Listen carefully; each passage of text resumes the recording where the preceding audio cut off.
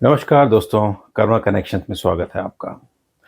दोस्तों, आज 30 मई को आज लोकसभा इलेक्शंस 2024 की आज अंतिम तारीख है कैंपेनिंग की और 1 तारीख को फाइनल 7वें चरण का मतदान होने वाला है और 4 जून को रिजल्ट आएंगे। तो दोस्तों, कौन जीतेगा और कौन हारेगा और कैसा रहेगा इसका परिणाम हम इस वीडियो में जानेंगे। देखेंगे कि बीजेपी एनडीए को कितनी सीट मिल रही है और कांग्रेस और इंडी गठबंधन को कितनी सीट मिलेगी।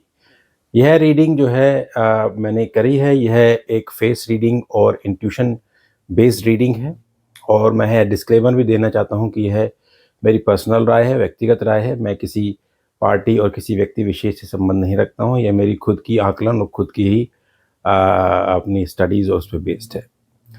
तो और इसका कोई भी एक्यूरेसी जो है वह मैं एक्सपेक्ट करता हूँ 95% के आसपास, क्योंकि 100% को एक्सप्रेस करना और एक्सपेक्ट करना यह ऊपर ये देवीय शक्तियों को एक तरह से मानना कि भैया उनसे बढ़कर कोई है नहीं, तो मैं ऐसा नहीं जानता हूँ, क्योंकि ईश्वर जो है वो सब सर्वोपरि है और सबसे ऊपर है।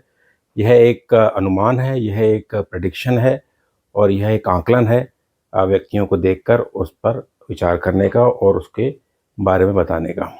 तो बात करते हैं सबसे पहले कि कौन कौन जीतने वाला है और हम बाद में ये भी बात करेंगे कि टोटल एनडीए को कितनी सीट मिलने वाली है अप्रॉक्सीमेटली और बीजेपी को कितनी सीट मिलेगी और कांग्रेस को कितनी सीट मिलेगी और टोटल इंडी गठबंधन को कितनी सीट मिलने की आशंका है।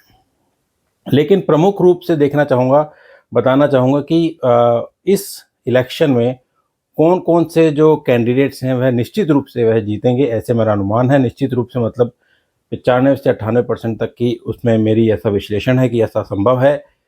देखते हैं।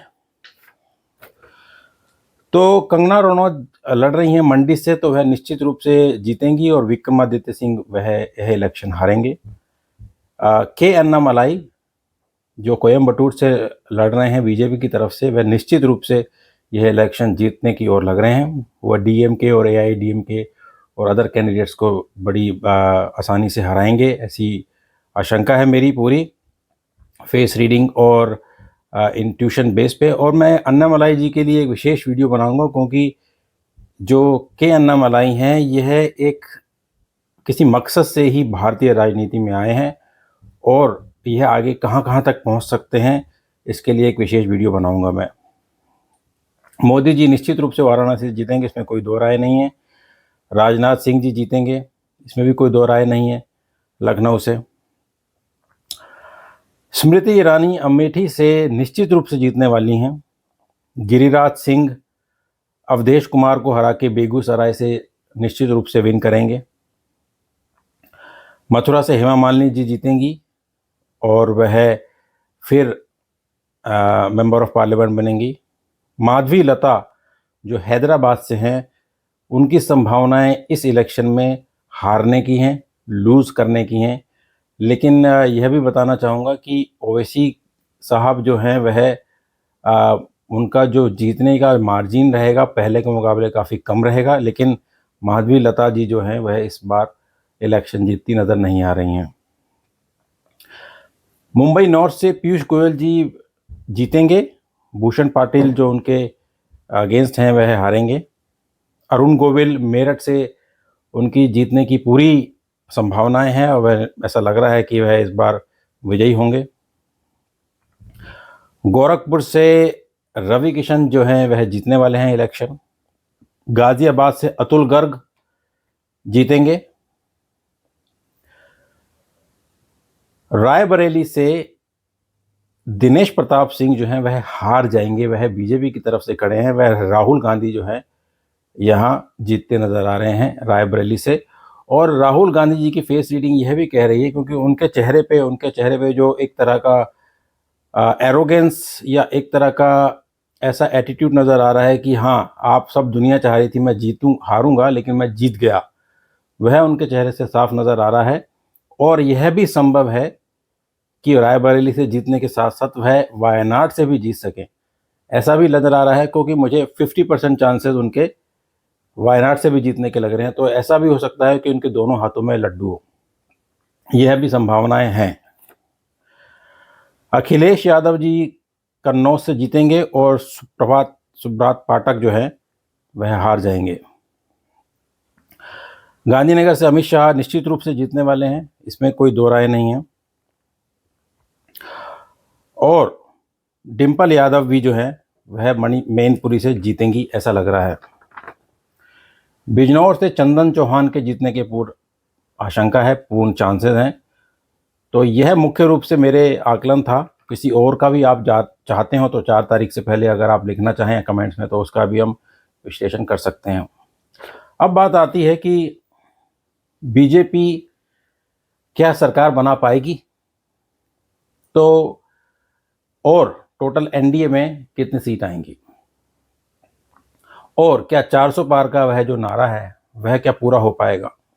तो दो चीज़ें हैं दोस्तों। पहली बात, बीजेपी निश्चित रूप से सरकार बनाएगी और पूर्ण बहुमत से वह सरकार में आएगी। 272 पार करना बहुत ही आसान कार्य रहेगा उनके लिए। और यह भी बात बताना चाहूँगा कि 400 पार करना मुश्किल है। जो उनकी सीट जो आने वाली है वह 4 का आंकड़ा ऐसा लगता है मुझे कि वह टच नहीं करेगी, वह उसके अंदर ही सिमटेगी। तो बीजेपी की जो व्यक्तिगत रूप से मेरी जो सोच है, मेरी जो ऐसे गणना है, वह यह कहती है कि बीजेपी 335 से लेके 340 तक के बीच की सीट इस इलेक्शन में जीतेगी। और एनडीए जो गठबंधन है वह लगभग 383 से लेके 393 के बीच में उनका एक सीट्स का आएगा टोटल। यह मेरी व्यक्तिगत गणना पर आधारित है। यह और यह भी बताना चाहूँगा कि कांग्रेस इस बार उनकी सीटें पहले से बढ़ेंगी। उनकी सीटें 60 से 68 के बीच में मुझे सिमटती नज़र आ रही हैं। और ओवरऑल जो इंडी गठबंधन है वह लगभग 150 और 165 के बीच में उनकी सीटें रहेंगी। तो कुछ सीटें ऊपर नीचे कर लीजिए, आप अपना गणित लगाइए, उसमें देखिए 543 तक ऐसे बैठेंगी ये सीटें। तो मेरा ऐसा मानना है कि ये लगभग आकलन ऐसा रहेगा इन सीटों में। और एनडीए और बीजेपी निश्चित रूप से तीसरी बार मोदी जी भारत देश के प्रधानमंत्री बनने जा रहे हैं, और इसमें कोई दो राय नहीं है।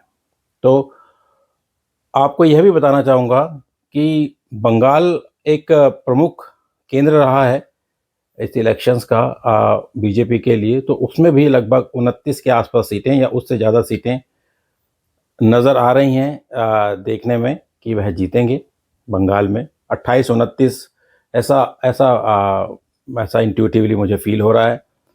तो दोस्तों, यह था मेरा फेस रीडिंग और इंट्यूटिव रीडिंग की आकलन कि कैसे रहेगी इस लोकसभा चुनाव की सीटों की खबर, सीटों का परिणाम।